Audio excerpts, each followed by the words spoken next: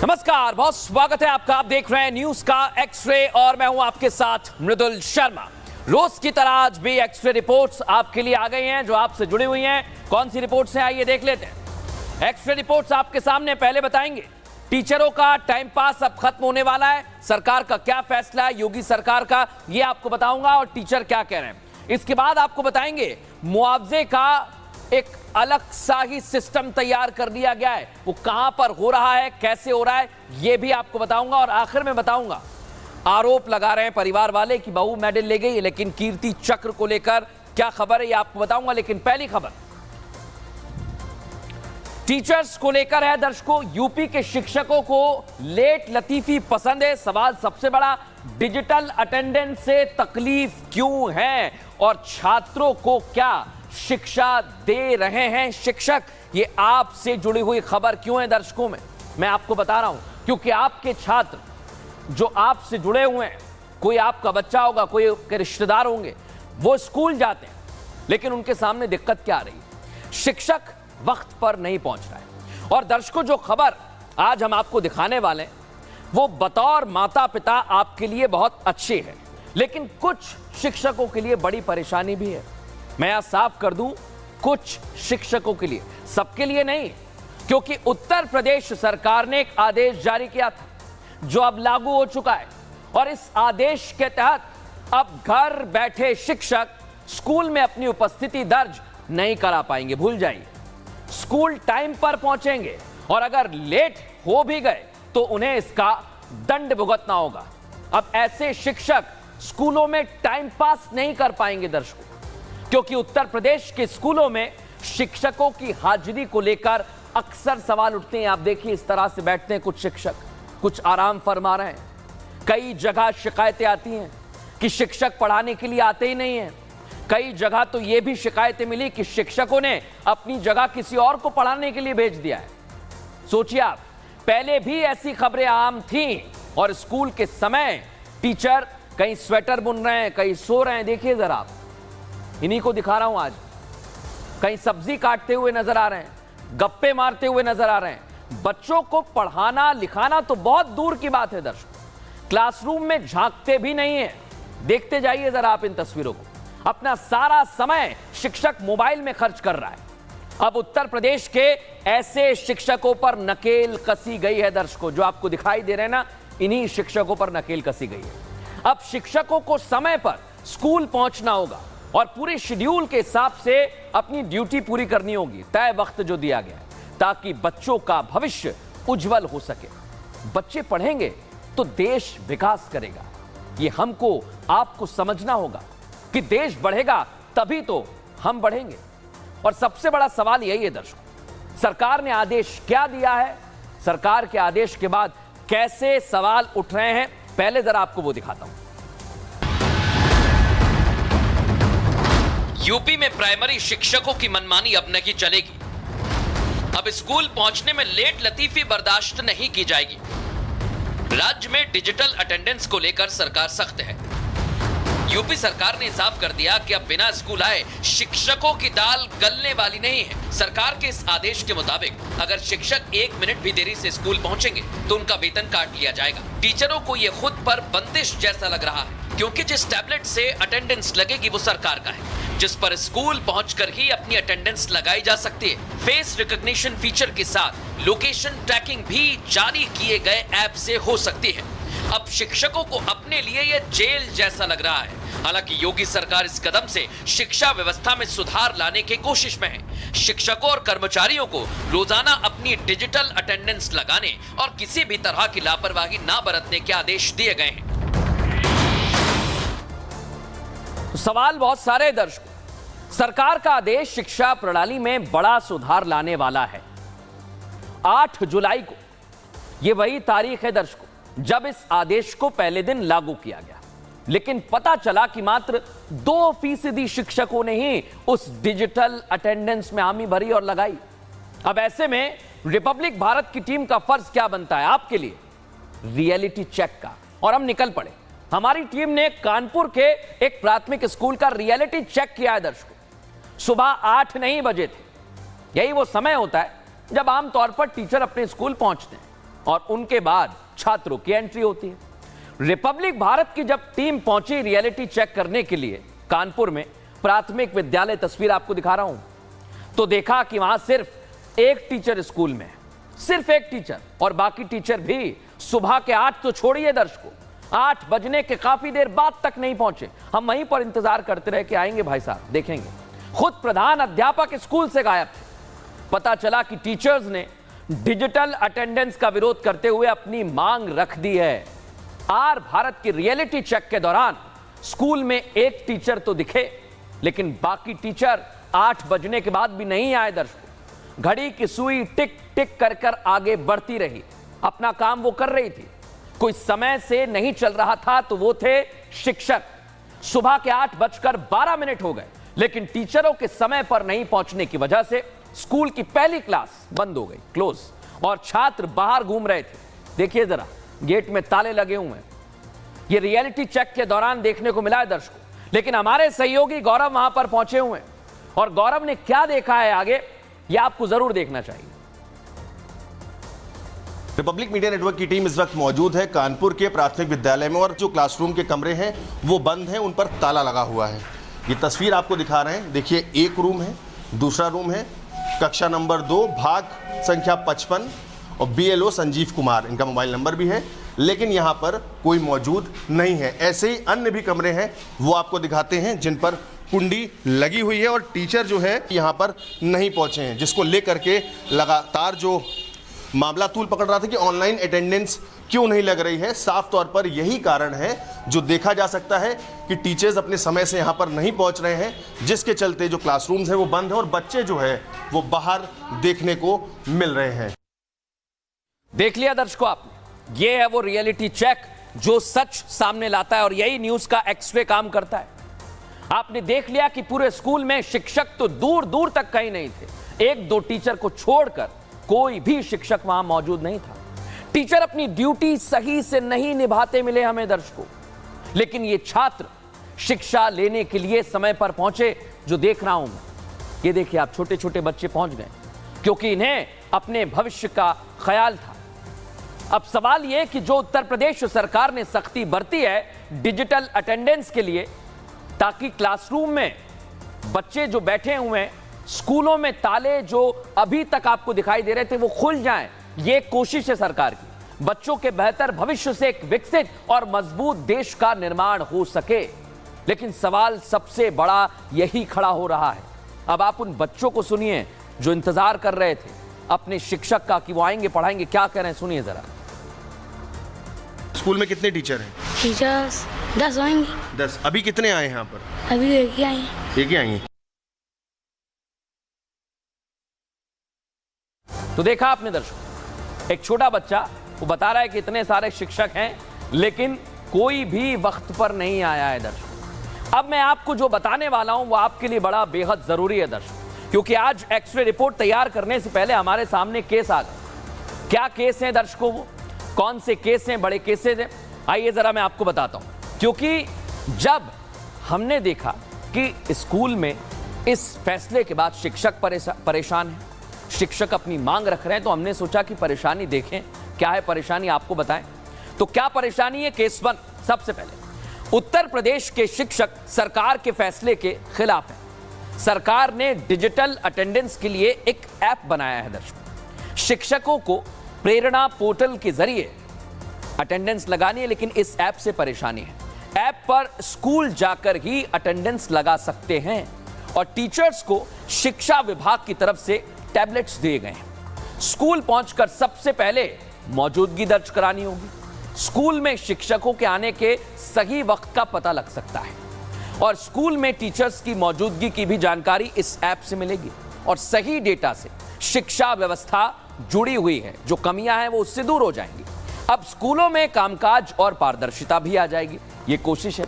लेकिन दिक्कत क्या है, क्या मांगे शिक्षकों की, वो भी हम बता देते हैं, क्योंकि हम दोनों पक्ष बताते हैं। शिक्षक सरकार के सिस्टम में कई खामियां बता रहे हैं। क्या कह रहे हैं? टैब चलाने की ट्रेनिंग हमको नहीं दी गई। स्कूलों में अक्सर नेटवर्क की समस्या भी टीचर बताते हैं। ऐप पर लोकेशन गलत दिखाने की बातें भी कह रहे हैं। एक साथ सबके हाजिरी लगाने पर नेटवर्क डाउन हो जाता है। टैबलेट खराब है, इस स्थिति पर भी सवाल उठा रहे हैं और कह रहे हैं कि दूर से आने वाले जो शिक्षक हैं कई खतरों का कारण बन रहा है। महीनों में 3 से 5 दिन लेट होने की सहूलियत की भी मांग कर रहे हैं। राज्य कर्मियों की तरह 30 EL दिए जाने की भी मांग शिक्षक कर रहे हैं। लेकिन आप सोचिए, शिक्षकों ने मांग की यहां तक तो ठीक था, लेकिन अब कई जगह कई शहरों में शिक्षक प्रदर्शन पर उतारू हो गए। उनके प्रदर्शन की रिपोर्ट भी हमने तैयार की है, वो भी आपको दिखाते हैं।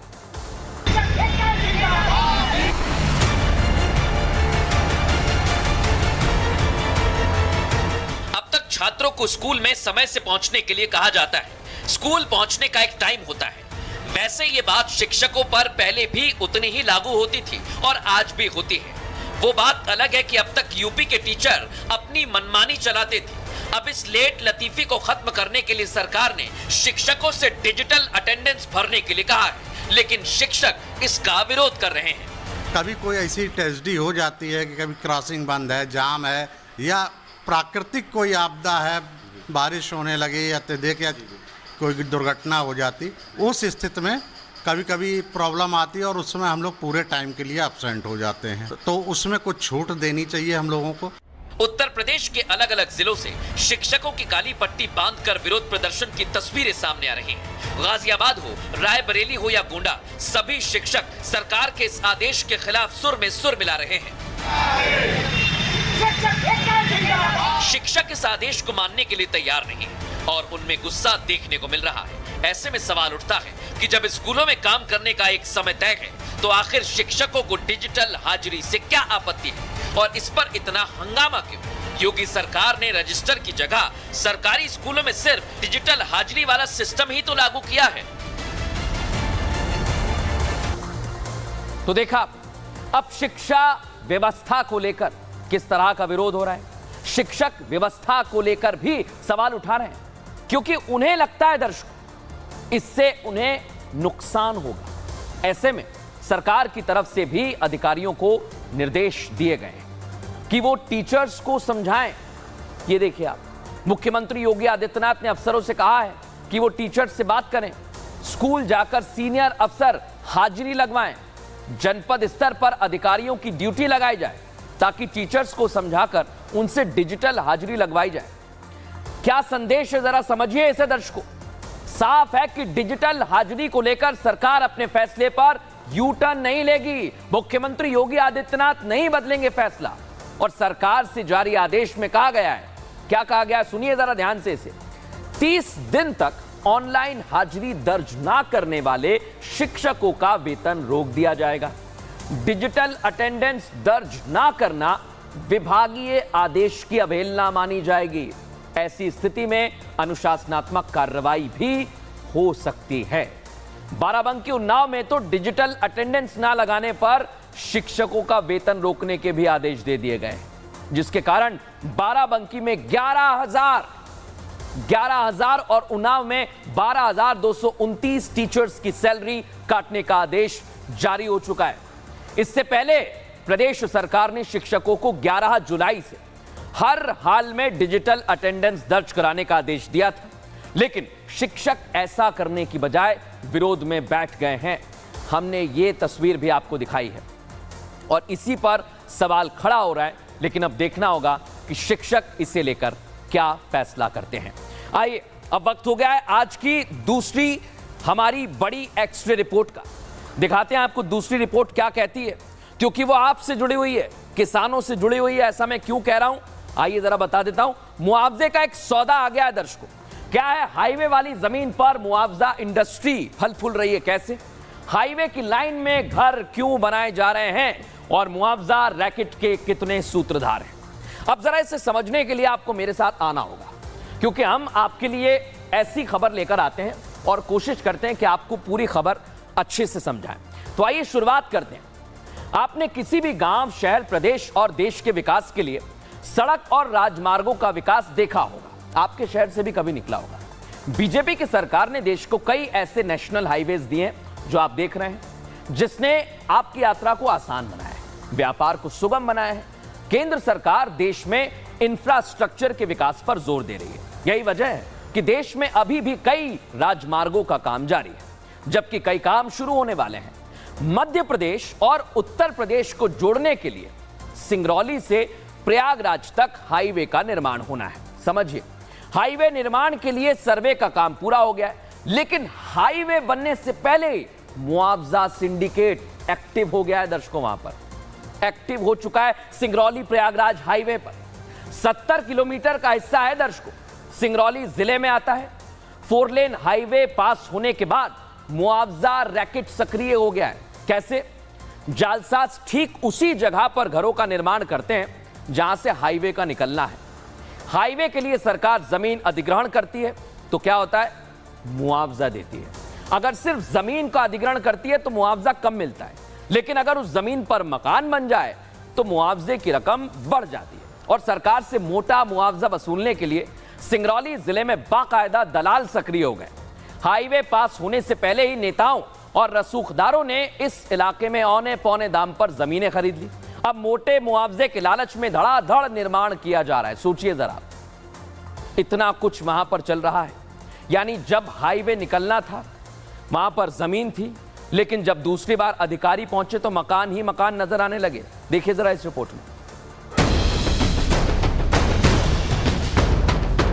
मध्य प्रदेश की सिंगरौली को पावर कंपनियों और फैक्ट्रियों का हब कहा जाता है, लेकिन सिंगरौली में एक नए किस्म की फैक्ट्री खुल गई है जिसे मुआवजा फैक्ट्री के नाम से जाना जाता है। इस फैक्ट्री में मुआवजा बढ़ाने के लिए रातों रात घर तैयार किए जाते हैं। सिंगरौली प्रयागराज हाईवे बनने से पहले ही भ्रष्टाचार की इमारतें खड़ी हो गई। चितरंगी और दुधमनिया तहसील के 33 गांव में मुआवजे का रैकेट एक्टिव हो गया है। स्थानीय किसानों की जमीन पर उत्तर प्रदेश, झारखंड और छत्तीसगढ़ के लोग मकान बना रहे हैं। दलाल किसानों से स्टाम्प पेपर पर इकरारनामा साइन किया जा रहा है। सरकार को चूना लगाने की खबर जैसे ही सामने आई, प्रशासन हरकत में आ गया। कार्रवाई की तैयारी की जा रही है। दावा यह भी किया जा रहा है कि सर्वे के बाद बनाए गए मकानों का मुआवजा हरगिज नहीं दिया जाएगा। सर्वे के उपरांत कोई भी मकान नहीं बनाए जा रहे हैं।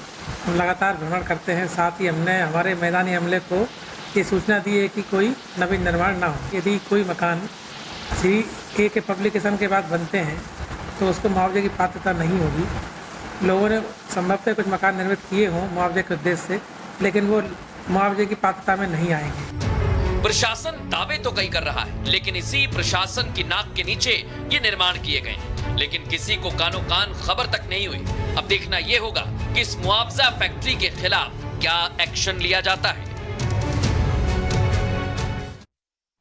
तो देखा आप, एक ही लाइन में कई सारे घर बन गए, और कुछ घर तो ऐसे थे जो सुबह नहीं थे, लेकिन रात गुजरती है और वहां पर घर तैयार हो जाता है। हमने आपके लिए केस तैयार कर ली है। क्या है वो केस, समझा देते हैं आपको विस्तार से, कहीं मत जाइएगा, समझ लीजिए। सिंगरौली प्रयागराज नेशनल हाईवे का निर्माण होना है दर्शकों। जहां निर्माण होगा वहां मुआवजा इंडस्ट्री खड़ी हो गई है। किसानों की जमीन पर बाहर से लोग आ रहे हैं और घर बना रहे हैं। एक एक शख्स ने 32 मकान बना दिए। एक महीने में कितने मकान बने? 2500 से ज्यादा। सोचिए आप, 4 फीट की 4 दीवारी और टीन शेड बनाया और घर तैयार। बाहर घर के स्थायी लोग रह रहे हैं, लेकिन वहां पर कोई भी नहीं रहता, सिर्फ दिखावा किया जा रहा है। अब क्या हो रहा है, यह भी आपको एक और केस बता देता हूं। अधिकारी भी चिंतित हैं। चितरंगी और दुधमनिया तहसील में सारा खेल चल रहा है। सर्वे के बाद मुआवजे के लिए पूरा सिस्टम सेट कर लिया गया। किसानों की जमीन का स्टाम्प पेपर पर इकरारनामा एग्रीमेंट, और इसका अनुपात क्या है ये भी जान लीजिए। रेशियो 80-20 का है। मुआवजे की राशि इसी अनुपात में बांटी जाएगी। निर्माण करने वालों को 80% पैसा मिलेगा और जिसकी जमीन है उसे 20% मुआवजा मिलेगा। दलाल अफसरों की भी मिलीभगत है और मुआवजे की गारंटी उनके पास भी है। दर्शकों, सबसे बड़ी बात तो यही है कि यह सवाल खड़ा हो रहा है कि इसमें कितने दलाल हैं, कितने अफसर हैं, क्या पूरा सिस्टम ही सेट कर लिया गया है? सुनिए जरा राजेंद्र शुक्ला, डिप्टी सीएम, क्या कह रहे हैं। यदि कोई गलत तरीके से मुआवजा लेने की कोशिश करेगा तो न सिर्फ उजागर होगा बल्कि उनको सजा भी मिलेगी। मुआवजा तो मिलेगा नहीं बल्कि कटघरे में आएंगे। तो हमने फाइनल एक्स्ट्रा रिपोर्ट आपके लिए तैयार कर लिया है। सबसे पहले इतिहास में लेकर चलते हैं कि आखिर ये हुआ क्या, हो क्या रहा था दर्शकों। ये भी मैं आपको समझा देता हूं विस्तार से, क्योंकि ये इंडस्ट्री सामने आ गई है। सिंगरौली प्रयागराज नेशनल हाईवे, जिसका सर्वे का काम हो चुका है दर्शकों। हाईवे का सर्वे जब नहीं हुआ था जमीन के रेट कम थे, बहुत कम थे। पहले जमीन की कीमत थी 8,000 रुपए डिसमल। लेकिन बड़ी बात क्या हुई, अधिग्रहण की अधिसूचना मार्च में जारी हो गई थी। खबर लग गई लोगों को, मार्च से ही जमीन की खरीद फरोख्त पर रोक लगा दी गई थी। बावजूद इसके नोटिफिकेशन जारी होते ही जमीन की कीमत 80,000 हो गई। किसानों के पास पैसा नहीं था तो मुआवजे का नया गणित निकाल लिया, समीकरण बना लिया। स्टाम्प पेपर पर दूसरे प्रदेशों के लोगों से एग्रीमेंट कर लिया गया। सिंगरौली में मुआवजे का रैकेट कोई नई बात नहीं है दर्शकों। हमने इतिहास देखा तो सिंगरौली जिला पावर कंपनियों का हब माना जाता है। बड़ी बात क्या है, जैसे ही कंपनियां और सड़क निर्माण का प्रोजेक्ट आता है, गिरोह के लोग सस्ते दाम में आदिवासियों की जमीन को खरीद लेते हैं, उस पर बहुमंजिला इमारत खड़ी कर देते हैं, वो भी एक दीवार की। इसके बाद अधिग्रहण में मोटी रकम वसूली जाती है। तो ये खेल चल रहा है, लेकिन न्यूज का एक्सरे इसका खुलासा कर रहा है दर्शकों। अब मैं आपको लेकर चलता हूं वर्तमान में, क्योंकि जब इसका खुलासा हो गया तो क्या चल रहा है, किस तरह की बातें सामने आ रही हैं, आपको एक एक चीज विस्तार से बता रहा हूं। मकान बनने के बाद मुआवजा ज्यादा मिलता है, इसलिए सिंडिकेट काम कर रहा है। मकान के वैल्यूएशन में मकान से लेकर बोर तक शामिल होता है। सिंगरौली में ज्यादा मुआवजा पाने के लिए यह सारा खेल चल रहा है और मामले की जानकारी NHAI और PWD के पास पहुंच चुकी है दर्शकों। प्रशासन जो पूरा देख रहा है वो मानता है कि सर्वे के बाद निर्माण हुआ है। सर्वे था जब कुछ नहीं था। सर्वे के दौरान 500 घर थे, SDM कह रहे हैं, लेकिन उसके बाद क्या हुआ, एक महीने के अंदर किसानों की जमीन पर 2,500 मकान बन गए, ये SDM कह रहे हैं। और मामले की जांच के बाद अब मुआवजा राशि दी जाएगी, SDM ने साफ कर दिया है। सर्वे के बाद बनने वाले मकानों को मुआवजा नहीं दिया जाएगा। जो बाद में बन गए, एक रात में खड़े हो गए, उन्हें मुआवजा नहीं मिलेगा दर्शकों। और ये आपको अलर्ट करने वाली, सावधान करने वाली खबर है। भविष्य क्या कहता है आपको यह भी बता देता हूं। भविष्य में हम आ गए क्योंकि मसला बड़ा गंभीर है। तो क्या हो रहा है, प्रशासन पूरे मामले की जांच विस्तार से करेगा। इतना ही नहीं, SDM और patwari competent authority of land acquisition बनाए जाते हैं। इसके बाद इन्हीं की रिपोर्ट के आधार पर मुआवजे की रकम जारी की जाएगी।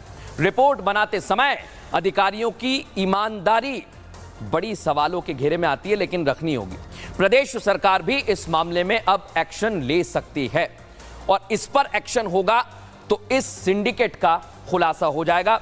हमने आपको बताया कि कैसे ये सिंडिकेट चल रहा है। आपको भी सावधान रहना है, जो अधिकारी हमें सुन रहे हैं और सरकार के जो नुमाइंदे सुन रहे हैं, उनको भी सावधान रहने की जरूरत है।